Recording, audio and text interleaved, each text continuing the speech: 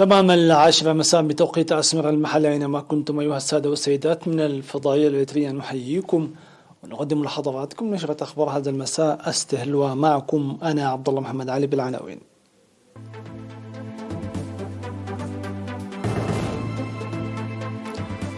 عقد ورشة عمل حول إدارة مشاريع مياه الشرب في إقليم القاشبركة. منتخبنا الوطني للدراجات يحصد 3 ميداليات في بطولة أفريقيا للدراجات الهوائية. سيمينار للشباب حول فهم الوطن والوطنية بمصوعة. إكواز تبقي عقوباتها على مالي بعد تأخر عملية إعادة السلطة. الاتحاد الأوروبي يؤكد قرب التوصل لاتفاق في محادثات إيران النووية. وآلاف الأشخاص يفرون من منازلهم بعد ثوران بركان في التفاصيل. استضافت مدينة بارنتو حاضرة إقليم القاشبركة في 23 من مارس ورشة عمل حول تحسين إدارة مشاريع مياه الشرب المنتشرة في كافة أرجاء الإقليم. وحضر الورشة حاكم الإقليم السفير محمود علي حروي ورئيس المجلس الشعبي السيد عثمان محمد علي، وكذلك مسؤولي الأقسام ومدراء المديريات ومسؤولي التنمية الاقتصادية في المديريات وخبراء قسم الثروة المائية، حيث قدمت دعوة لمنح اهتمام أكبر لإدارة مشاريع المياه المشيدة، باعتبار أن المياه تعد من أهم الثروات الاستهلاكية التي يمكن أن تتلوث. وأوضح المدير العام لقسم الثروة المائية في وزارة الأراضي والمياه والبيئة السيد مبرهتو إياسو إنجاز أعمال المشجعة بالتنسيق مع الشركاء لحصول المواطنين على مياه شرب نقية، إلا أنها افتقدت إلى إدارة رشيدة ورعاية جيدة. وأفادت الأوراق المقدمة في الورشة أن الجهود المنفذة في الإقليم لتأمين مياه شرب صالحة ساهمت في حصول 80% من سكان الإقليم على خدمات مياه شرب صالحة، إلا أنها في الوقت الحالي انخفضت إلى نسبة 60% نتيجة لخراب المشاريع ونقص قطع القيار وضعف الإدارة والإهمال في الرعاية والدخل. وقدم المشاركون آراء وتوصيات من بينها تنظيم دورات تأهيلية للجان خدمات المياه في القرى من أجل تحسين أعمالها، وتوظيف خبراء مؤسسات المياه، وتعزيز العلاقة بين فرع المياه في الإقليم ولجان إدارة المياه في الإقليم. في الكلمة التي ألقاها حاكم الإقليم السفير محمود علي حروي ذكر فيها بذل مساع حثيثة لتنظيم دورات تأهيلية بالتنسيق مع قسم الثروة المائية لحل إشكاليات مياه الشرب في القرى.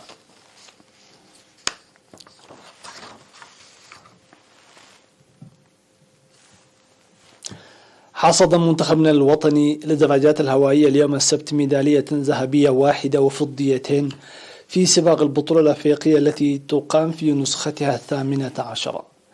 وفازت المتسابقة الإريترية رومنا قعوش بالميدالية الفضية بعدما حلت ثانية في سباق الطريق للناشئات الذي امتد لمسافة 64.2 كيلومتر. وفازت جنوب أفريقيا في هذا السباق بالمركز الأول، وحلت رواندا بالمركز الثالث. وفي سباق الطريق للناشئين الذي غطى 85.5 كيلومتر نال الإريتريان يوئيل حبتآب وأخليل الرافعين المركزين الأول والثاني تباعا ليفوزا بالميداليتين الذهبية والفضية. وفي الترتيب الإجمالي حصد حتى الآن منتخبنا الوطني للدراجات الهوائية 6 ميداليات ذهبية و6 فضيات وبرونزيتين، مما أهله لتربع صدارة السباق. وتختتم مسابقات البطولة الأفريقية لعام 2022 التي تستضيفها جمهورية مصر العربية يوم غد الأحد بسباق الطريق للجنسين في النخبة ولما دون 23 عاما.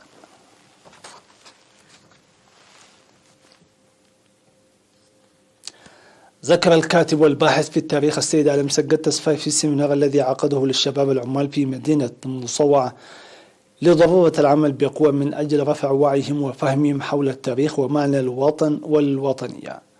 وقال الكاتب علي مسقط في السيمينار الذي عقد في 25 من مارس في قاعة إدارة الإقليم الأوسط في قاعة إدارة إقليم شمال البحر الأحمر أن جذور الإريتريين والوطن والهوية الوطنية ساهمت جميعها بفعالية لتصدي وهزيمة المتآمرين والغزاة والمستعمرين. موضحا أن تاريخ إريتريا وشعبها الأزلي أثبت بأنه لا يمكن إقامة دولة دون الهوية الوطنية. وناشد الباحث في التاريخ ألم سجد الشباب للعب أدوار فعالة تتسم بإدراك أهمية المفهوم والتعامل الراقي مع التاريخ، وكذلك حظهم للأجيال التي صنعت التاريخ الشامخ بدمائها الطاهرة، داعيا إياهم للقيام بدراسات علمية والبحث الشامل عن الحقائق لكتابة تاريخ إريتريا وشعبها في كافة الميادين. وقدم المشاركون آراء وتوصيات بناءة من ضمنها ضرورة العمل الجاد بهدف ترسيخ ثقافة القراءة وخلق بيئة صلبة تسهم في إعادة طباعة الكتب التاريخية الوطنية الصادرة مسبقا، وكذلك العمل الفعال لتحويل المنشورات والمطبوعات والكتب الصادرة عن تاريخ إريتريا وشعبها إلى أفلام وثائقية وغيرها من الآراء والتوصيات.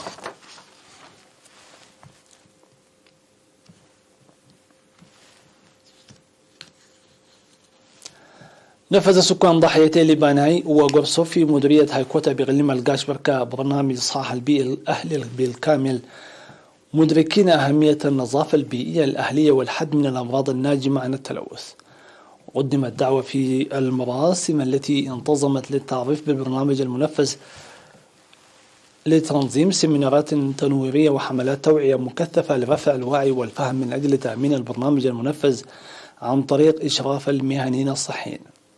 وأوضحت مسؤولة الصحة العامة في المديرية الشابة إيدوم درسي تنفيذ برامج الإصحاح البيئي الأهلي وأهميتها في مكافحة الأمراض وخاصة الأمراض الناجمة عن التلوث، وتنفيذ 31 قرية في 5 دورات ضواحي البرنامج بنجاح، فيما تجري مساعي حثيثة لتنفيذه في القرى المتبقية. من جهته قال مدير المديرية السيد شيخ الدين صالح أن العمل يجري لتنفيذ البرنامج بجدية إلى جانب الأعمال الإدارية والتنموية، داعيا مدراء الضواحي والمهنيين الصحيين لتعزيز دورهم في هذا الشأن. وتضم ضاحيتي لبناي وغورسوف 10 قرى.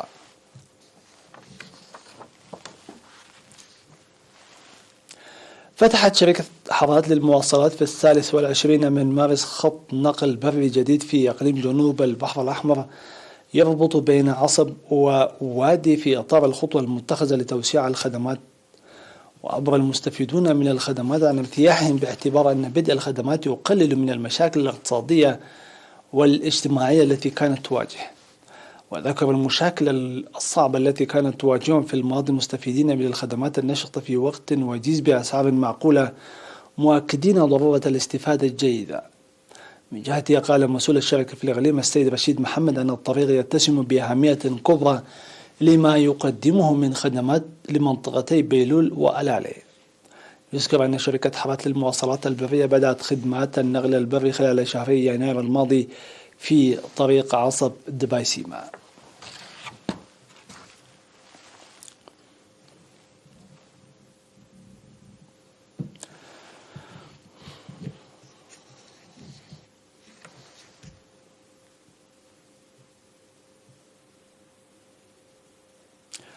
سيداتي سادتي، نتوقف مع فاصل من ثم نوافيكم بالأنباء العالمية.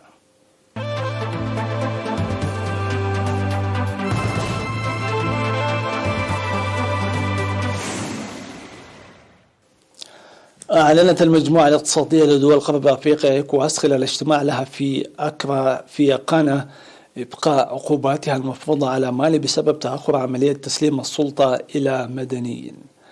كما قررت المجموعة معاقبة قينيا في حال لم تقدم جدولا زمنيا مقبولا لانتقال السلطة قبل نهاية أبريل 2022، ومعاقبة بوركينا فاسو أيضا في حال لم تفرج عن الرئيس السابق مارك كريستيان كابوري بحلول 31 من مارس 2022 حسب ما جاء في البيان الختامي لاجتماع رؤساء دول مجموعة إيكواس.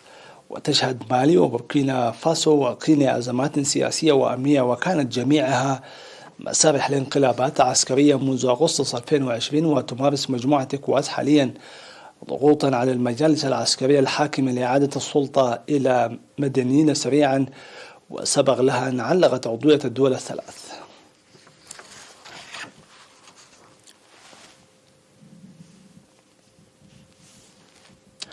قال جوزيف بوريل مسؤول السياسة الخارجية في الاتحاد الأوروبي أن إيران والقوى العالمية قريبون للغاية من التوصل الاتفاق بخصوص إحياء اتفاق 2015 النووي. وتوجه ممثل الاتحاد الأوروبي لإحياء الاتفاق النووي الإيراني إنريكي مورا إلى طهران للاجتماع مع كبير المفوضين الإيرانيين. وكتب المبعوث الأوروبي على حسابه أن سد الفجوات المتبقية في المحادثات النووية الإيرانية يجب أن ينهي هذه المفاوضات. ومن جانبه أعلن وزير الخارجية الإيراني حسين أمير عبد اللهيان أن بلاده اقتربت من نقطة التوافق في المفاوضات حول الملف النووي. وكانت المحادثات النووية قريبة من التوصل لاتفاق عندما طرحت روسيا مطالب على الولايات المتحدة في اللحظات الأخيرة، حيث أصرت على أنه لا ينبغي ألا تؤثر العقوبات المفروضة عليها بسبب غزوها لأوكرانيا على التبادل التجاري مع إيران.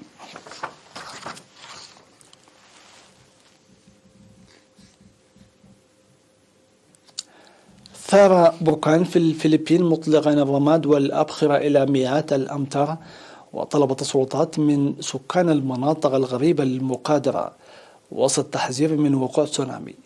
وأثار البركان تال الواقع في بحيرة جنوب مانيلا بشكل مقتضب حسب ما نقلت وكالة فرانس بريس عن بيان معهد الفلبين لرصد نشاط البراكين والزلازل.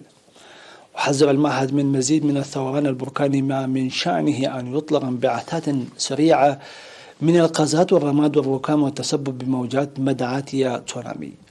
وأوصت الوكالة بشدة الأهالي المقيمين في مناطق معرضة للخطر في محيط البحيرة بالمقادرة، ورفعت مستوى الإنذار من 2 إلى 3. ويعد بركان تال من أكثر البراكين نشاطا في بلد كثيرا ما يشهد ثوران براكين وزلازل بسبب موقع الفلبين على حلقة النار في المحيط الهادي، وهي منطقة ذات نشاط زلزالي مرتفع. يشهد الحاجز المرجاني العظيم في أستراليا موجة أبيضاد على نطاق واسع للمرة الرابعة منذ 2016 بسبب درجات حرارة أعلى من المعدل في المحيط حسب على ما أعلنت الهيئة المسؤولة عن الموقع. وكشفت رحلات مراقبة جوية عن تغير لون الشعاب المرجانية في الكثير من المواضيع، ويؤكد حصول ظاهرة أبيضاد على نطاق واسع هي الرابعة منذ 2016. ورغم أن الشعاب المرجانية المبيضة تتعرض للإجهاد فإنها لا تزال قادرة على التعافي إذا تحسنت الظروف بحسب المصدر النفسي، الذي أشار إلى أن الظروف الجوية على مدار الأسبوعين المقبلين حاسمة في تحديد مدى بيضاد المرجان وشدته في الموقع البحري.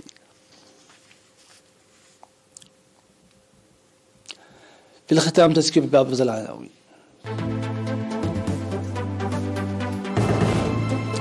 عقد ورشة عمل حول إدارة مشاريع مياه الشرب الصالحة في إقليم الكاشمكة. منتخبنا الوطني للدراجات الهوائية يحصد 3 ميداليات اليوم السبت.